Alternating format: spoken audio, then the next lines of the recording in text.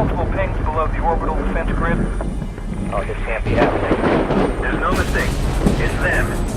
Winter contingency has been declared. All units are mobilized and ready. Hey guys, welcome to this week's Game Trailers TV. I'm Jeff Keighley up here in Seattle at Bungie because Halo Reach is coming out this fall, but in just a few weeks, the Halo Reach multiplayer beta launches on Xbox 360.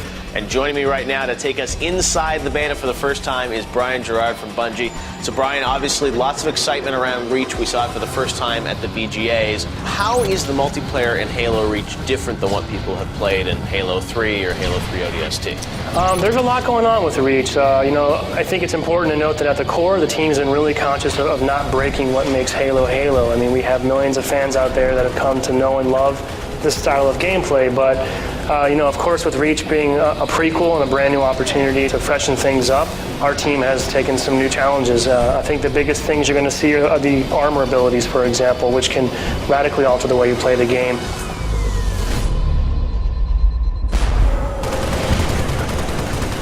There'll be plenty of new weapons. There'll be some new vehicles later to come in the final game, all brand new battlefields, and all this running on top of a greatly overhauled technical engine that I think is the best playing, best looking Halo game we've ever made. Now, you're also going to let people, record their saved films and upload them online, which is something Halo 3 did, which is pretty revolutionary back in the day. So that'll actually be active in the beta, right? Yeah, Reach is going to certainly build on and carry forward all the features that we've established in the prior games, but for the beta, we are going to have our saved films back, so you'll be able to record your games, go in the theater, watch them, upload them to your file share. You'll actually be able to tag them now in-game or on Bungie.net, and we also plan to have a pretty wide array of stats available on BNet as well. It's an important time for us to test all those systems in addition to things like weapon balance and armor abilities. Now, this is for a limited time only. With like Halo 3, it was tough because you put the beta out there, and then, a couple weeks later, you had to take it away from people, and they had to wait until the fall. So the same thing's going to happen? Yeah, I don't think we know exactly when we're going to turn it off yet, but, the answer is we're going to run the beta as long as we need to run it, and not a day longer. We have a whole game to finish at the same time, so there is a trade-off for us. While running the beta, it's intensive for us. It does sort of impede our ability to keep working on other aspects of the game, and we don't want to get people burned out either. We got to let people, we want to leave you, hopefully, perfect balance between we get what we need. People had a lot of fun, but they're still hungry for more, and that's the time that we'll flip the switch. So this is not, months and months through the summer. Oh, no. I wouldn't expect this to be any more than what we did for Halo 3. But, we're going to see how it goes and see how the rollout goes and make sure we're getting the data that we need.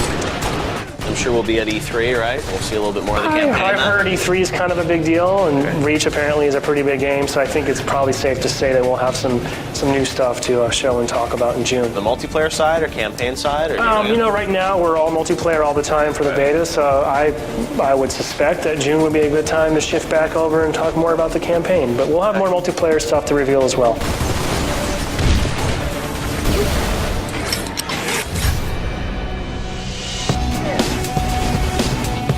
We're back on GTTV up here at Bungie in Seattle, getting a world-exclusive first look at the Halo Reach multiplayer beta. And joining me right now is Chris, who's the multiplayer lead on this game. Tell me about the philosophy of, game modes and game types when you were thinking about the multiplayer. Because, there are lots of different types of games that are coming out there. Deathmatch is no longer enough. So when you guys sat down and said, we want to do new things for Reach, what was the big focus?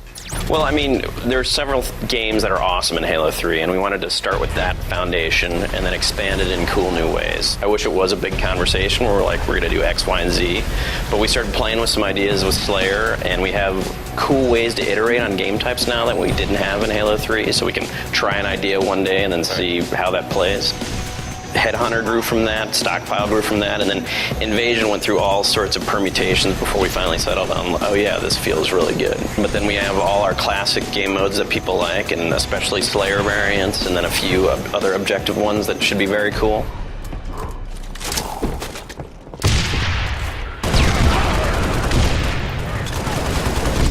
Now, Now, let's talk about how these modes play out on the maps. I know, Invasion is only possible on Boneyard, a new map we're showing off tonight. But then all these other modes you can play on other maps as well? Yeah, we have Sword Base is another Slayer type map that we have in the beta, and then Powerhouse is also another asymmetrical Slayer map that we have in the beta. So we have those 3 maps, and then a special map called Overlook that we're using exclusively for another game type. Is the bubble shield back? There's a variation of the bubble shield is back, but you grab the bubble shield in Halo 3, and half the time you died with it because you're waiting for that perfect moment to throw it down. It looks so beautiful in that first trailer. Right? Yeah, Starry Night. It was gorgeous. Yeah. But so you're changing around the whole idea of equipment, and maybe we should talk a bit about that. The idea of armor abilities and also loadouts, right? Yeah, I mean, in Halo 3, you would die often with that single piece of equipment because you're waiting for the perfect moment to use it, or you'd run around the corner looking for the bubble shield and someone already snagged it. So with Reach, you always have this thing built into your armor. So whether it's the jetpack, invisibility, armor lock, I mean, this is a choice that you make on spawn. Isn't this amazing, though? Even this is a prequel to the other Halo games, yet the armor is even more advanced. Well, on Reach, it was actually the base of the Spartan program. So they were trying all different sorts of things with the armor, and these are some prototypes that they were evaluating. And then it clearly didn't work very well since it didn't make it to the other game. The planet was lost. Yeah. All that great technology gone, was lost to the ages, right? That's right.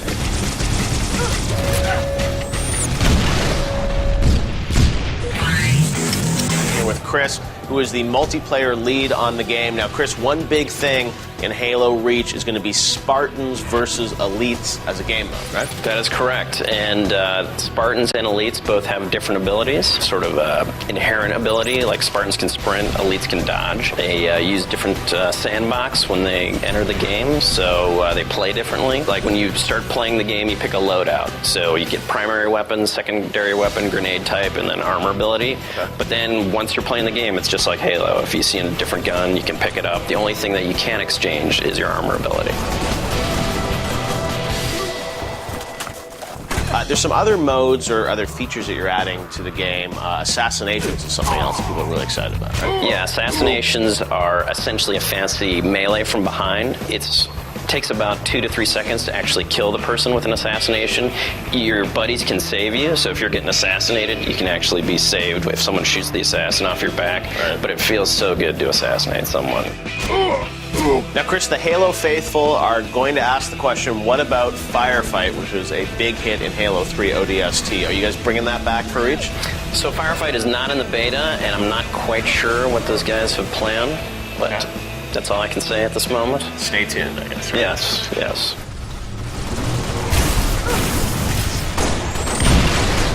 A lot of the multiplayer maps are actually kind of based on or inspired by areas from the campaign, right? Yeah, I mean, we went through our standard process with multiplayer maps. We're design them on paper, mass them out, get them in there, but then we injected these things at a really early stage into the campaign so that the campaign designers could actually use these spaces as they design that experience. And you're also doing an arena system as well, right? Can you tell us about that?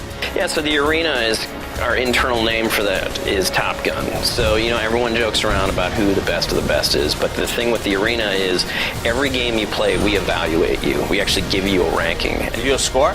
Yes. You ranking out of 100? How do you rank? No, it's more like an SAT score where it's sort of this nebulous calculation of how well you've played the game, and at the end of every game you see what that rating is. You play enough games during that day, you get a daily rating, and you play enough days, you get a season rating. But it's all based on your individual performance. Like even if it's Team Slayer, we're evaluating you as a player and what you're doing specifically in that game. Lots of weapons in this game. There are some fairly new ones, right? There's like the focus rifle. That's correct. That's the Covenant sort of sniper equivalent, but it's like the Sentinel beam from Halo 3 where it shoots this long beam and it has a little bit of stun on it. It's actually terrifying to get hit by it. What is your favorite new weapon? That one? We have a couple grenade launchers now, so I think the human grenade launcher is my current favorite because you can actually hold the trigger down and it won't explode. Okay. So you let the thing bounce around and then you wait for the guy to run around the corner and let it go, and Yeah, it feels very good. All right, so human grenade launcher, focus rifle. Anything else big in this beta that folks are going to love? The plasma launcher is sort of the Covenant equivalent of the human grenade launcher, and that actually launches plasma grenades. But you can launch, I think, 4 at once. Right. So it's kind of a good way to cover an area with plasma grenades. Okay. It's also very fun. They track a little. Right. Now, the SMG is gone, though, right? But, I mean, this is an earlier time frame in this whole story, and the SMG was, still in the factory at that point, so, they hadn't finished up with that. Really? They didn't have a prototype of that. The armor is much more advanced. Yeah, but that was another planet. That wasn't Reach. I see. So, all right, we're losing that. We also taking a step back that there's no dual wielding, right? There is no. We tried to actually simplify some components of the game because we're adding armor abilities. So in some ways it's getting more complex, and we said, what are things we can pull back on a little to just make the experience relatively simple for a new player?